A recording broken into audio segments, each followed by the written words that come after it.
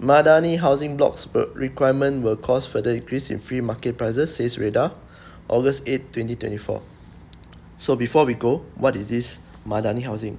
Well, the Prime Minister, Dato Sri Anwar Ibrahim, has put up this Madani housing initiative that all the federal territories, including DBKL, has to follow, whereby a new development, if you want to build a new development now, the developer has to allocate 1 or 2 blocks for Madani housing. 1 or 2 blocks is no longer about percentage like now, okay?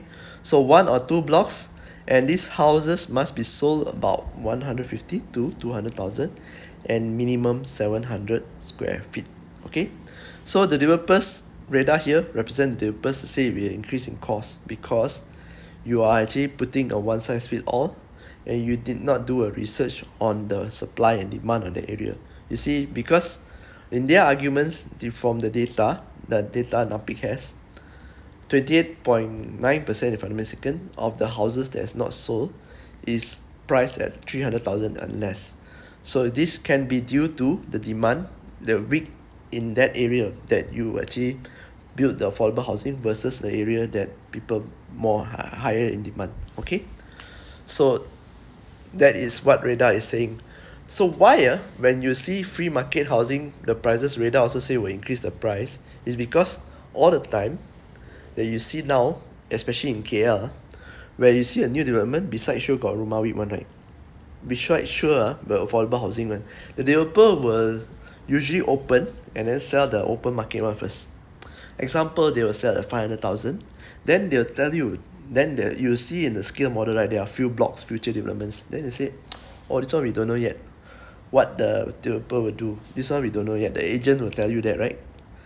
But most of the time you can actually guess that one might be affordable housing, most likely an affordable housing, okay?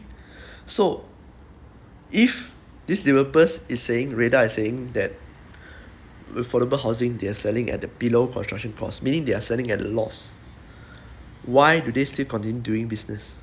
Why? Because there's still margin to be made. And where do they get this money to fund this affordable housing?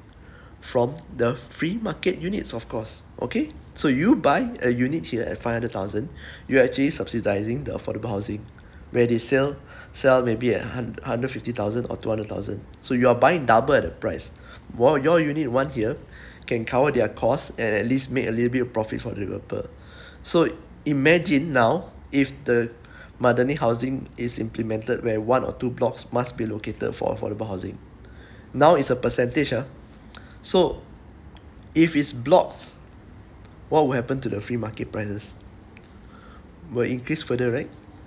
Will be increased further, that is no longer achievable. Now it's already so high. Imagine if this continues. Okay, so that is what radar concern here is. You can actually read the articles on the Edge prop, just Google this headline and you'll get it. Okay, so I hope in this video you can see, right, how this affordable housing, right, when it comes to market, right, how the government actually subsidize and how the developer navigate. The government come out the rules for the developers to follow, but how the developer want to adhere to it and still make profit is another story. Okay, so I hope in this video you can actually see how it's done, the developer's tactic and the strategy of how it's done. And please don't come and tell me that why don't the developers subsidize, why don't the bank subsidize, why don't the government subsidize. Okay, government maybe because they're taking tax money, okay, but why don't ask me like why these corporations like the banks and developers don't subsidize. You just ask yourself, if today you are the developer, you build a house so hard, you get all approval, you buy everything, and you take so much risk, do you want to do it for free, or do you want to make it profit? You don't want to make, if it's just break even, might as well don't do business, correct?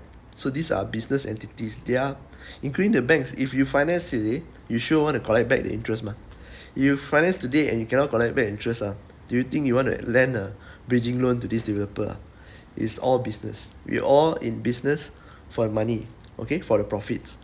So it's up to us as consumers to realize all this. So if they are out in for profit, you must understand that we also have the power to actually vote with our wallets. Okay, that's why we nowadays, like, we see a lot more people actually it's all more open to renting for long term instead of just committing to a property right now. Okay, and that is a story for later or another video, but for now, this is Kenny here from Property Stories. Bye bye.